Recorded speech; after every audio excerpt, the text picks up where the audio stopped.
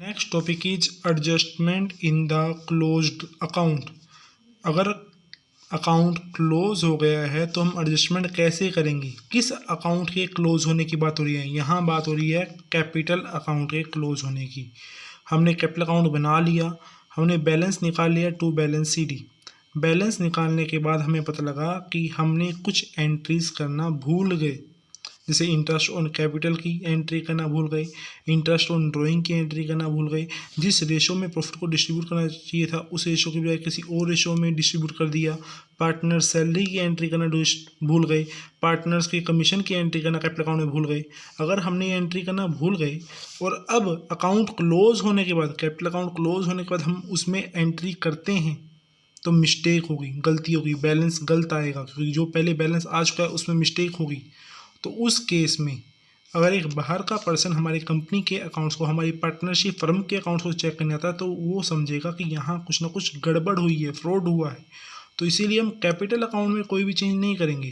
Capital account को change करने के बजाय हम उसकी जगह पर एक एंट्री करेंगे, that entry is called adjustment entry. और उस एडजस्टमेंट एंट्री को हम अगले साल के स्टार्टिंग में पार्टनर्स कैपिटल अकाउंट में शो कर देंगे। अब वो कैसे करना है, उसको करने के लिए मैं आपको डायरेक्ट सीधा क्वेश्चन पर लेके जाता हूँ। अब हम बात करेंगे क्वेश्चन की।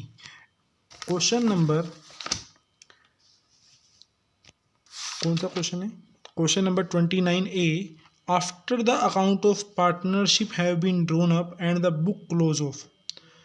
पार्टनरशिप के अकाउंट बनने के बाद और बुक क्लोज होने के बाद ये डिस्कवर किया गया कि इंटरेस्ट ऑन कैपिटल 8% जो कि पार्टनरशिप एग्रीमेंट में है वो हम लिखना भूल गए। Has been omitted to be recorded. अगर लिखना भूल गए तो अब हम लिखेंगे, कहाँ लिखेंगे वो हम बाद में बात करेंगे। कैपिटल अकाउंट का जो बैलेंस दिया हुआ है opening 80,000, 40,000 and 30,000।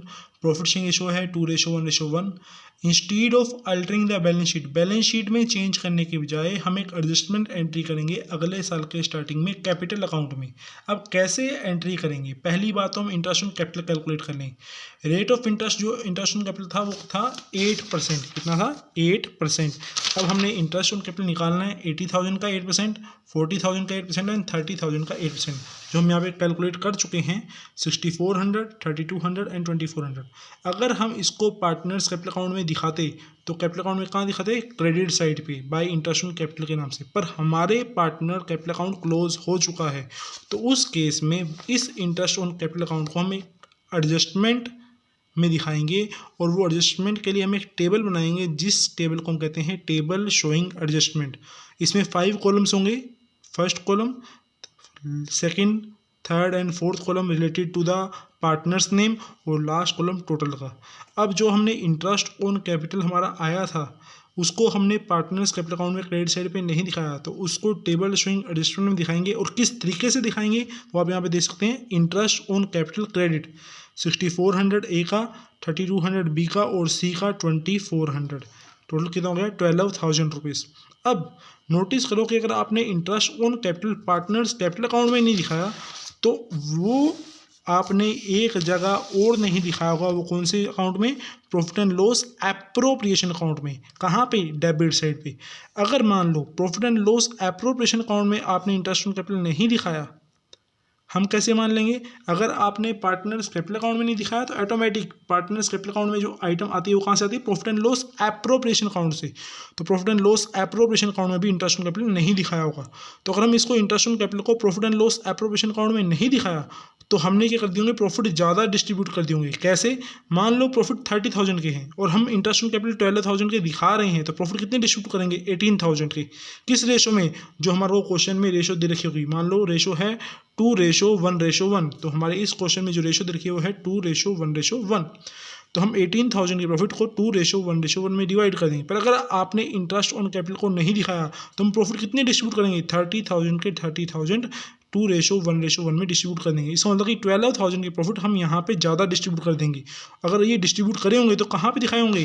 Partners capital account में क्रेडिट साइड पे। क्लियर है? नॉर्मली बात अगर हमने इंटरेस्ट ऑन कैपिटल यहाँ पे नहीं दिखाया, क्यों नहीं दिखाया? क्योंकि हमने इसको पार्टनर्स कैपिटल अकाउंट में क्रेडिट साइड पे नहीं दिखाया। अगर हमने interest on capital profit and loss appropriation account में नहीं दिखाया तो प्रॉफिट ज़्यादा डिस्ट्रीब्यूट कर दिए होंगे 12,000 के। किस रेशो में, 2:1:1 में।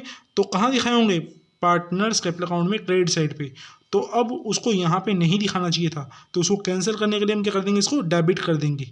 डेबिट करेंगे तो इसका इफेक्ट टेबल शोइंग एडजस्टमेंट में कैसे आएगा, डिवीजन ऑफ प्रॉफिट डेबिट। क्यों टेबल शोइंग एडजस्टमेंट में इसका इफेक्ट क्यों दिखा, क्योंकि पार्टनर्स कैपिटल अकाउंट क्लोज हो चुका है और हम कैंसिल नहीं कर सकते कैपिटल अकाउंट में, इसीलिए कैंसिल की एंट्री को हम टेबल शोइंग एडजस्टमेंट में दिखाएंगे, डिवीजन ऑफ प्रॉफिट डेबिट।